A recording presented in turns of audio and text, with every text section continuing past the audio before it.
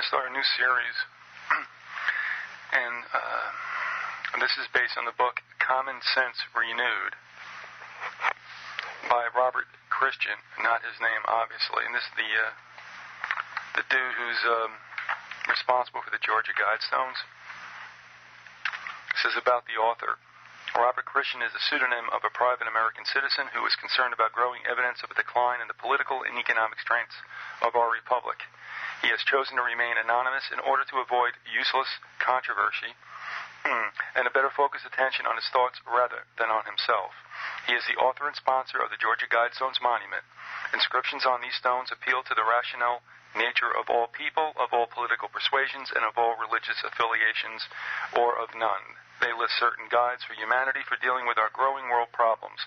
In these essays, he extends his subject further and considers specific facets of American and world difficulties, suggesting avenues which might be explored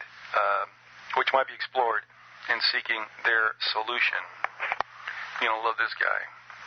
Yeah, and Brian from Washington State sent this to me, and I appreciate it because he kind of like sent it in the vein of, you know, you might want to see what the bad guys are thinking. Watch how they spin some of the more atrocious outcomes for you and me. Here's the preface by Robert Christian. I wonder what else RC might stand for. At harvest time, primitive farmers separate their grain by beating the stalks with flails on a threshing floor. They remove the loose straw, leaving a residue of grain, chaff, and dust. This mixture is purified by winnowing, tossing it into the air to permit the empty husks and useless debris to be carried away on the wind. The grain kernels fall back where they can be recovered and put to use by the community. Also, I'm going to tell you right now, too, if you want to listen to that short story by Asimov, The Winnowing, it's up on the site. It's hidden, but all you got to do is go into, Vyzygoth.com/audio/winnowing.mp3, and you can listen to the short story, The Winnowing. Having reached the harvest time of my own life, I feel a duty to share with you a few thoughts gained in my brief existence as a member of the human family. All right. Like primitive farmers, I place these ideas on the threshing floor of the public forum, where that which is useless or in error, the straw, if you will, can be separated by the flails of critical discussion. I am hopeful that when the residual chaff has been winnowed away, there will remain a few kernels which can be added to the store of human wisdom in a manner that will contribute to the general welfare. And I understand the metaphor he uses here, but think of yourself also as another metaphor that is somewhat cloaked in this. The winnowing of the straw, would that be you and me? I have no pretensions to authority. I am a plain citizen. I doubt that. Without scholarly stature or political experience, I'm doubting that too. I present herein certain views dealing with a variety of subjects. Some of these thoughts, particularly those which relate to my private concepts of the cosmos and of our role within it, may offend certain of my readers because of seeming conflicts with their own cherished beliefs and traditions. It is not my intent to stir up controversy. Yeah. Each of us is entitled to private views gained through personal experience. I do not challenge the opinion of anyone in these matters. I simply present my thoughts for those who seek to review a variety of opinions when dealing with controversial matters. Others may ignore them. I have attempted to seek truth, beginning from a starting point in space and time and cultural immersion, which was determined for me by the accidents of human history. Each life is unique.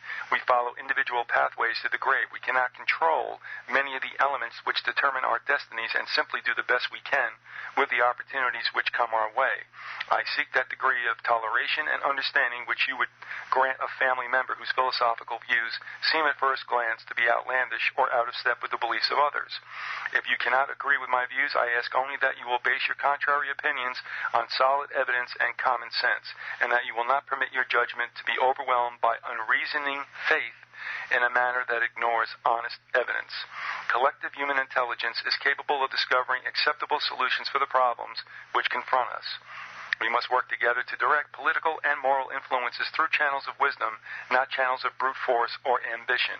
Using common sense as our guide, we must unite with the entire human family in establishing a limited, and that's italed, world government capable of settling international disputes through a system of law. We must establish as a parallel objective the building of an enduring balance between human activities and the world of nature.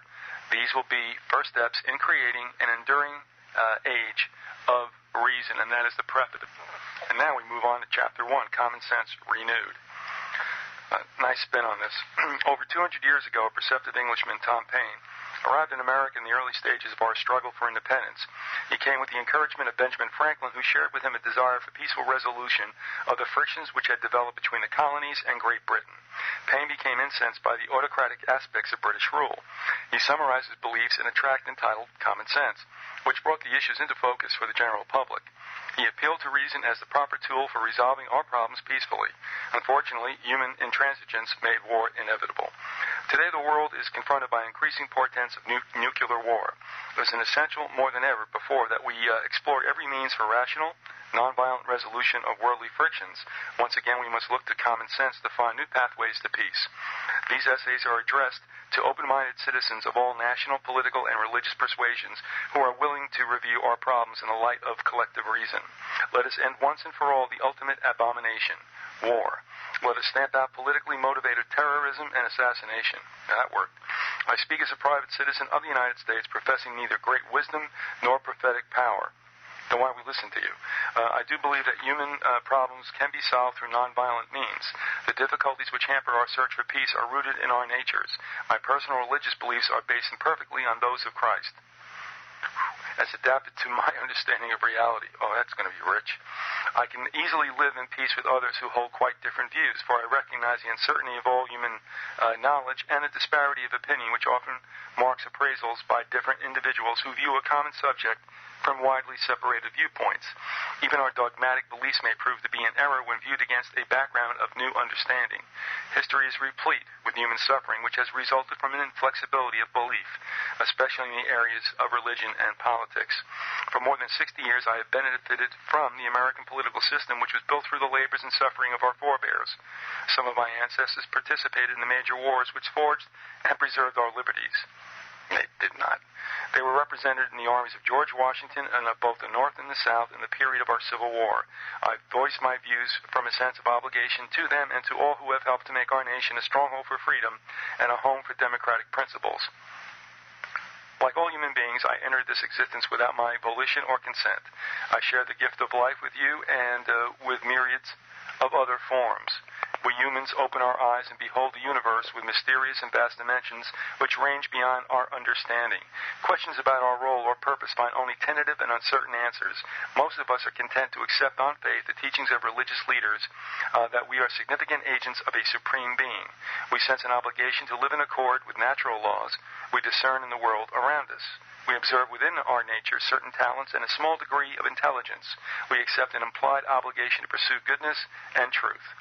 Instincts acquired in more than 2 billion years of evolutionary struggle for survival live on within our physical natures. They impel us to continue and to further improve our own species. Inborn curiosity and dynamism stimulate us to explore our world, seeking out challenges and answers. Imagination and altruism inspire us to envision a future in which we will govern our animal nature and assume a guiding role over all living things in accordance with our best spiritual and intellectual capacities. What was that all about? We live in a time of great peril. Humanity and the proud achievements of its infancy on earth are in grave danger. Our knowledge has outstripped wisdom. We have controlled disease, but we have not regulated our numbers. We have advanced our understanding in the natural sciences, but not have adequately controlled our baser animal instincts. We have begun to accept the rule of law, but have limited its application, permitting it to regulate the affairs of individuals and of small political divisions, while we neglect to use it in controlling major aggression. We have outlawed the use of murder and violence in resolving individual disputes, but have failed to develop procedures to peacefully settle conflicts between nations. Just going back to this rule of law, why do I hate that phrase? There's something not right about the rule of law. The rule of law. What are you talking about? You know?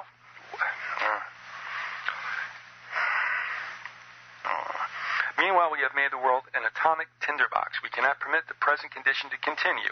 We must change our traditions. Devising effective political mechanisms to control the conduct of nations is not an impossible task.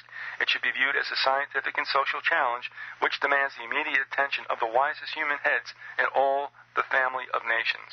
The world is devoting intense effort and lavish funding to developing even more sophisticated weapons in an arms race, which at the moment shows little prospect of ending in peace. We in the Soviet Union are directing vast resources and intense intellectual effort to the exploration of space. This is not intrinsically wrong, but it diverts attention from much more pressing problems. We must all rearrange our priorities to reflect a logical appraisal of the more urgent political dilemmas which confront us. And I'm sorry, but I mean, by the way, do we decide that? You and me? They take it out of our paychecks. They don't ask us what we want to do with it. Or if they do, they don't listen.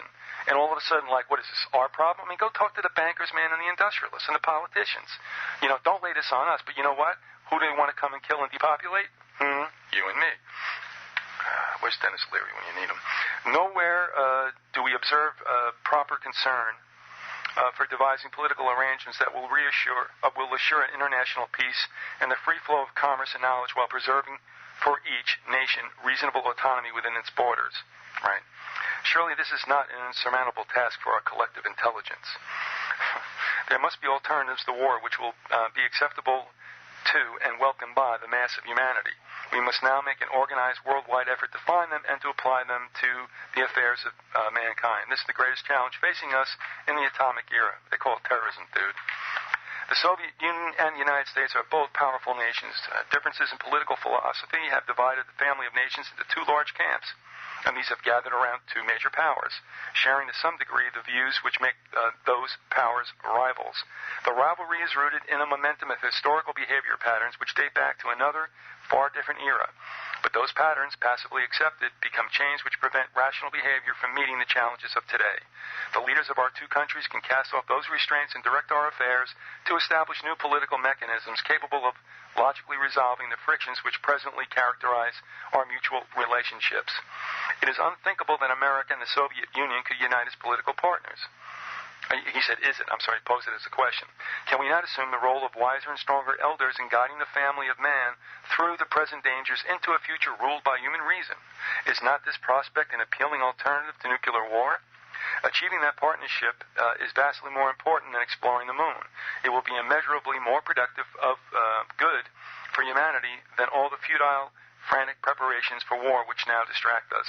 Human intelligence is capable of devising solutions to all of our problems: war, population control, justice under law, there we go again, and the progressive improvement and perfection of our species as the shepherd of life on earth. What the hell did that mean? What is this guy talking about?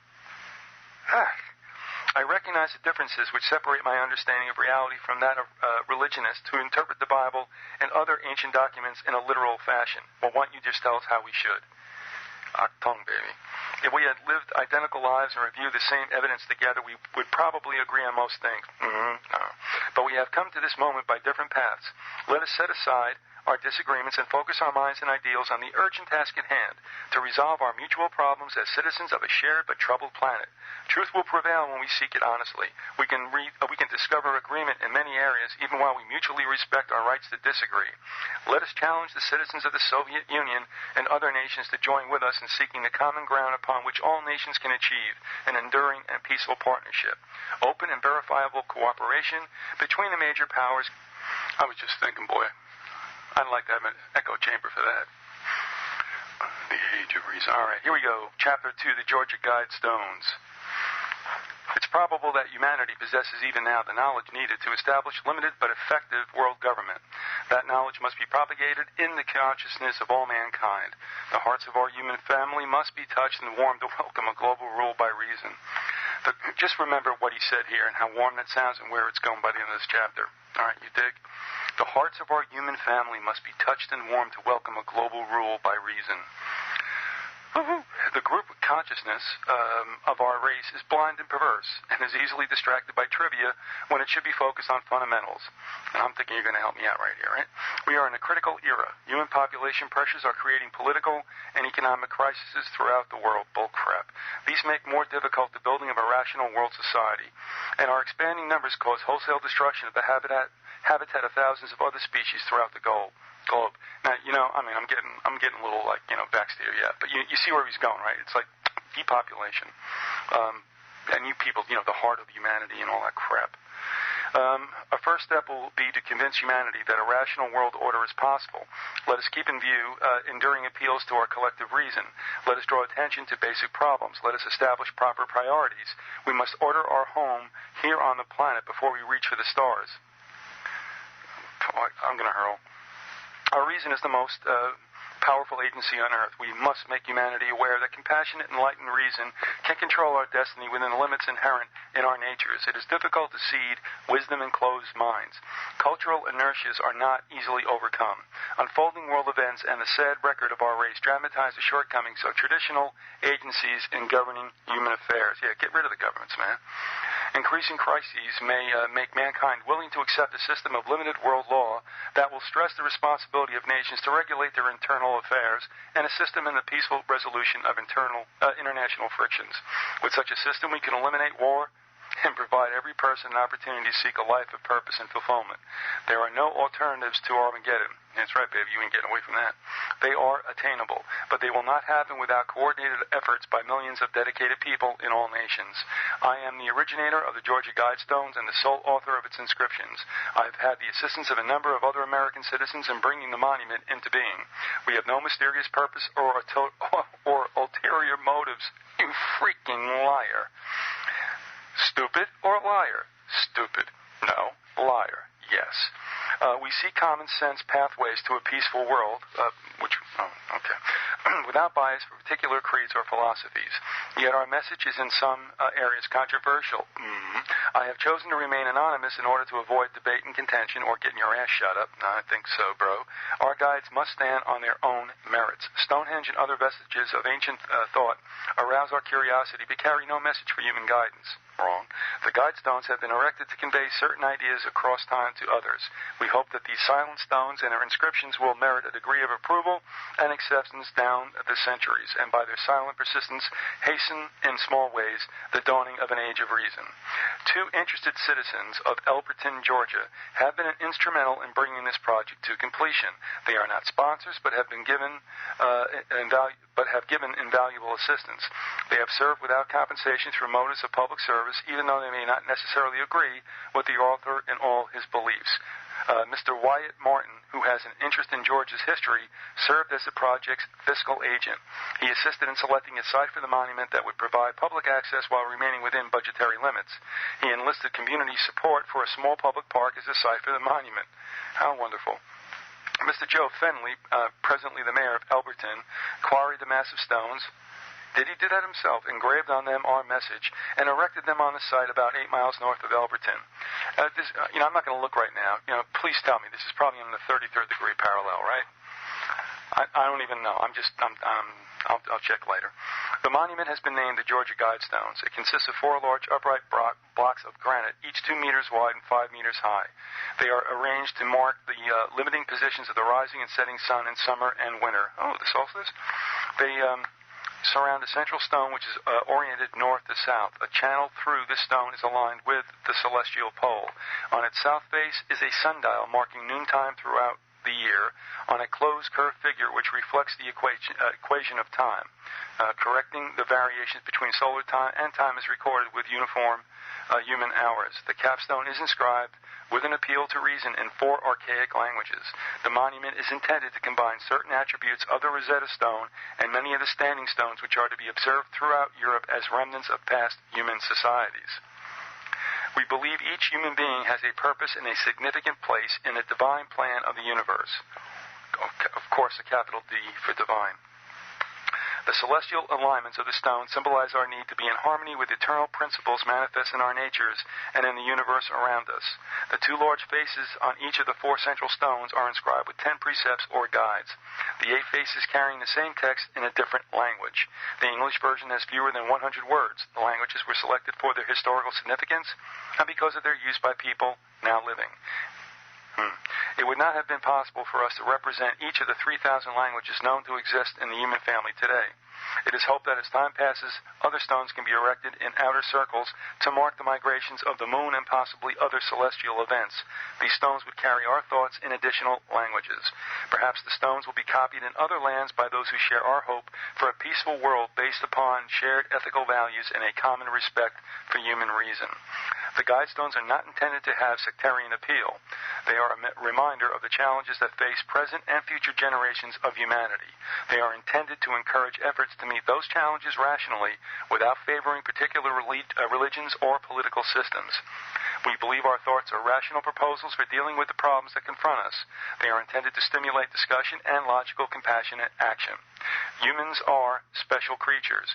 We are shepherds for all earthly life. We are players in the eternal struggle between good and evil, the forces which build and those which destroy. We must strive to optimize our existence both for ourselves and for those who will follow. We must accept the guiding role which we can infer from our observations of the human situation in the complete mantle of life on earth and in the universe of struggle, conflict, and endless change. Perhaps these phenomena reflect eternal turmoils in the very soul of God. You want to tell him that, bro? Yeah, good luck with that. One day you will. We appear to be the major agency through which good and evil qualities of the Spirit become active in our world. Within us, there are elements of love, mercy, and compassion. There are also hate, cruelty, and cold indifference. We appear to be the only agents capable of consciously working to improve this imperfect world. It is not enough for us to simply drift with the current. The rational world of tomorrow lies ever upstream. This guy just doesn't run out of metaphors, does he? The most pressing world environmental problem is the need to control human numbers. Here we go. In recent centuries, technology and abundant fuels have multiplied humanity far beyond what is prudent or long sustainable. Says who? We can foresee the impending exhaustion of certain energy sources and the depletion of many vital raw materials. We are wantonly vandalizing the world of nature. Speak for yourself, you jerk. To control our reproduction is crucial. This will require major changes in our attitudes and customs. Unfortunately, the inertia of human habits can be extreme. This is especially true when those for whom custom is a dominant force are uninformed of the need for change. Nearly every nation is overpopulated. Asshole. In terms of a perpetual balance with nature. Here we go. We are like a fleet of overcrowded lifeboats confronted with an approaching tempest. In the United States, we are seriously overtaxing our resources to maintain our current population in the existing state of prosperity. We are destroying our farmland and have grown dangerously dependent upon external sources for oil, metal, and other non-renewable resources. Nations such as Japan, Holland, and Haiti are even more seriously overpopulated and therefore in greater jeopardy. God almighty. Reproduction is no longer exclusively a personal matter. Society must have a voice and some power of direction in regulating this vital function. The desires of human couples are very important, but they must not neglect the consideration of society at large. The general welfare of this and future generations must be given increasing consideration as we develop plans for rational guidance for our procreation. Great. Whites are like negative, right? Negative replacement births, okay? We're doing our bit, right? But, somebody want to talk to the Latinos, who are like leading the league and more kids per family? No person should be brought, is that racist? Well, that's freaking true, okay? No person should be brought into the world unwanted and unneeded. No child should be conceived through carelessness. If each life is to have value, every conception must be part of an ordered plan of two parents who are aware of their responsibilities to that child and to society. Who are you to talk like this, you creep? It is vitally important that each national government have a considered population policy. The need is urgent and should take precedence over other problems, even those relating to national defense. Population control is a global problem. The actions of one nation have far-reaching effects on others. Overcrowding human beings in conditions of squalor and ignorance is dehumanizing. It is an evil which must not be tolerated. Each nation must consider the present and future availability of all resources required for its long, continuing survival. With proper allowances for the interchange of commodities that are overabundant in some areas and scarce in others, rational estimates must be made of the optimum population which can be sustained by those resources on a perpetual time scale. Each nation must make this determination for its own people. It may give assistance to its neighbors as it chooses, as its assistance is requested. But in the final analysis, each nation must determine its own population goals and must formulate plans that will achieve them. No nation, having regulated its own population, should be expected to burden its citizens with the unwanted surplus of improvident neighbors. Nations with optimum populations can provide comfort and education for their own citizens and can give assistance to others. They can be good world citizens. Ital, world. Nations which are overcrowded and poverty-stricken are problems for the entire world community. And what are we going to do with them? There are still significant reserves of fossil fuels and mineral resources Sufficient perhaps for a century of adjustment, but time is running out. Immediate action is required to avert disaster. A few generations of single-child families will make possible dramatic improvements of living standards in even the most impoverished countries. In all nations, a major determinant of living conditions will be the ratio of available resources to the number of citizens who must share them. Irresponsible childbearing must be discouraged by legal and social pressures, and I'm wondering if you're going to tell me what they would be. Couples who cannot provide a decent home and support for a child should not produce children to be a burden for their neighbors. Bringing unneeded children into an overcrowded lifeboat is evil. It is unjust to those children. It is harmful for other occupants and for all living things. Society should not encourage or subsidize such behavior. Knowledge and techniques for regulating human reproduction are now in existence. Moral and political leaders throughout the world have a grave responsibility to make this knowledge and these techniques generally available. This could be done with a fraction of the funds now devoted to military purposes. In the long run, such action could do more than anything else to reduce the tensions which lead to war. One of the many means already available for controlling human fecundity, some are acceptable to most cultural groups, others are not. Better, safer, and more easily mass-applied techniques are urgently needed. And what might they be? Especially in underdeveloped nations which are experiencing major reductions in death rates through basic medical and sanitation practices. Much controversy now rages over the acceptability of abortion as a last resort for eliminating unwanted pregnancies. Heat engendered by these discussions may subside somewhat as we better understand the nature of life and discuss further the philosophical question of ensoulment, or the acquisition of human nature by a fertilized ovum. What the hell are you talking about, man? Like, what language is this? We must know that the human zygote perpetuates a flame which began on Earth more than 2 billion years ago, a flame which has been transmitted from generation to generation in a continuous unfolding of the potentials for variety which were present in the first living cells. We cannot point out the precise moment in that ongoing succession of living things when life was transformed from something definitively less than human into a new form representing a higher order of life, awareness, and intelligence. Much evidence suggests that we are still very close to the anthropoid apes, not only in our general body structure and physiology, but also in the very precise patterns of the genetic coding within our chromosomes. It has been estimated that the several billion letters of our genetic alphabet differ in fewer than 2% of their sequences from those of a gorilla. The development of a human being from the fertilized egg follows a sequence that parallels the evolution of all warm-blooded creatures from simple one-cell beginnings. In the early stages, we resemble lowly animal forms. Later on, our embryonic bodies, in parentheses, and those of other mammals at a similar period of development, in the parentheses, resemble fishes, with gill clefts in our neck regions and other striking similarities. Only in the latter stages of embryonic development can a human embryo be distinguished from the embryos of monkeys or apes. Religionists may hold differing opinions as to when in our development the multiplying cell clusters became human, possessing a spiritual soul, and the rights and considerations due a person. Some religious spokesmen contend that any product of human conception is human. How they regard the occasional monstrosities or this is a good one, teratomatous tumors which may follow the imperfect fertilization or development of a human ovum is not clear. A little sarcasm there, isn't it, buddy? We do know that a fertilized human egg is totipotent, capable of developing into a complete individual or even into several identical individuals. But it has also been learned that all living cells in an individual human being, even skin or white blood cells, have within them identical potentials. Each is, in theory at least, capable of reproducing the individual from which they derive. Many plants and animals multiply asexually, reproducing themselves from body cells that are not a part of the reproductive organs. Fruit trees and many plants have been cloned in this manner for centuries, each generation duplicating the genetic nature of the original twig or bud from which the entire succession was derived. In recent years, similar cloning has been achieved with certain animals, including some vertebrates. In theory, a human being could be reproduced in like fashion. A human body sheds millions of cells from its internal and external surfaces every day.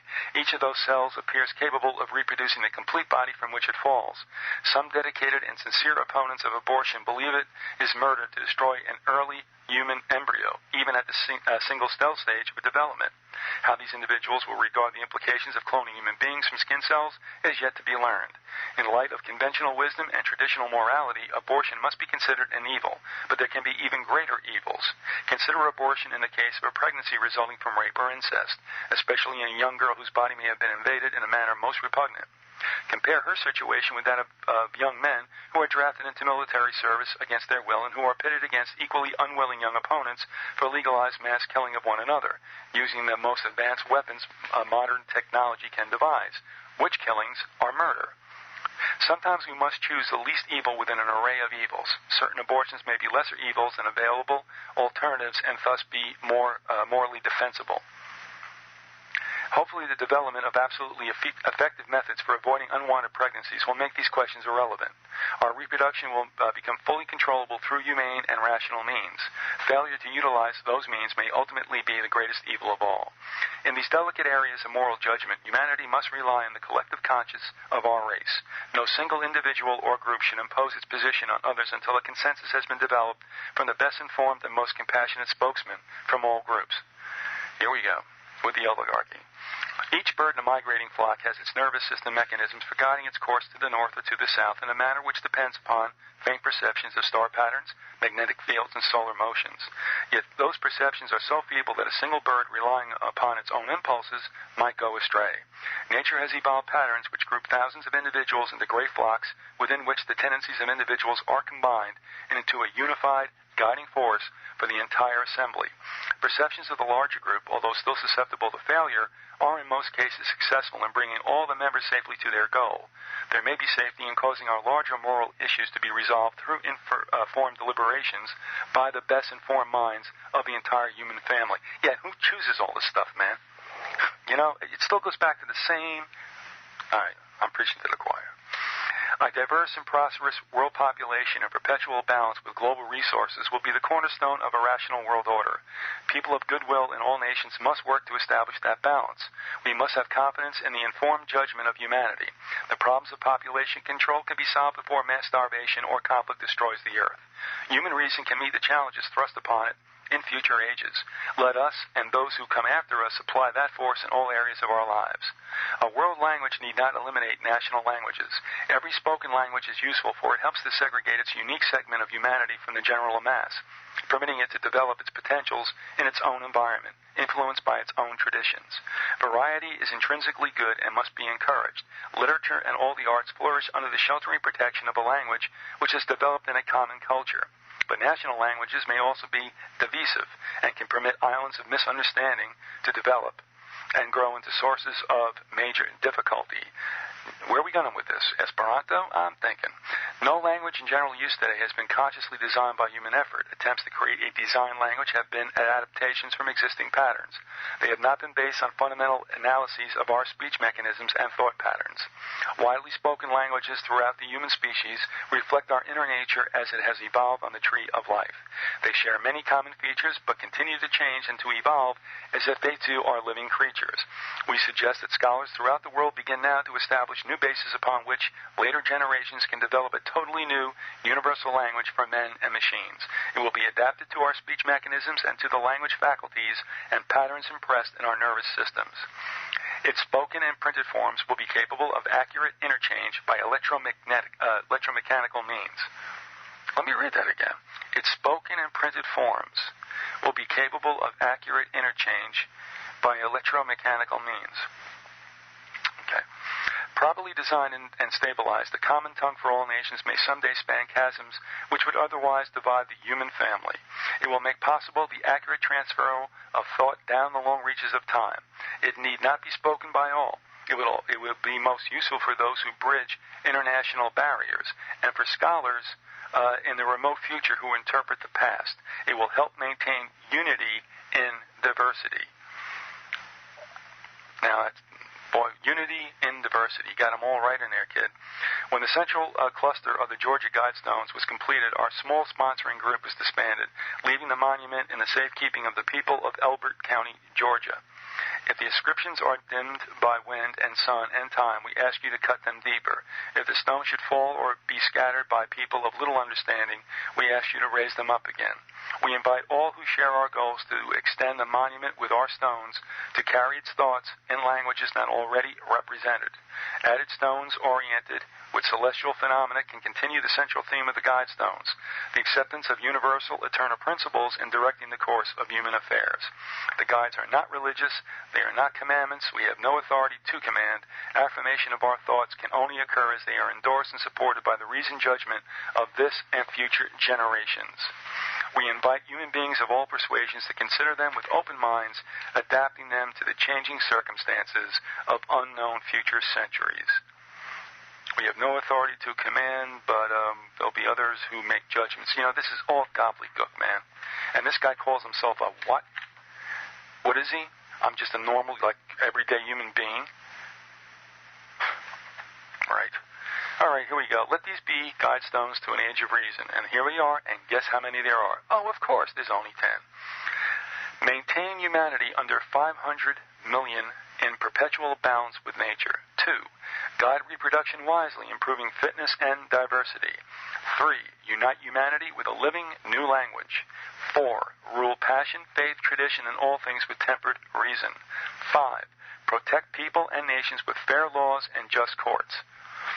6. Let all nations rule internally, resolving external disputes in a world court. 7. Avoid petty laws and useless officials. 8. Balance personal rights with social duties. 9. Prize truth, beauty, love, seeking harmony with the infinite, capital I. Number 10. Be not a cancer on the earth. Leave room for nature. Leave room for nature. Okay. Well, that's it for the opening salvo of the Georgia Guidestones. Actually, Common Sense Renewed is the title, by Robert Christian, not his name. And I hope, well, you know, I shouldn't have said what I did, but you can understand the double-speak in this kind of crap. And we'll go on with it. And thanks to Brian for sending that to me. And that is the end of part 1 of Common Sense Renewed.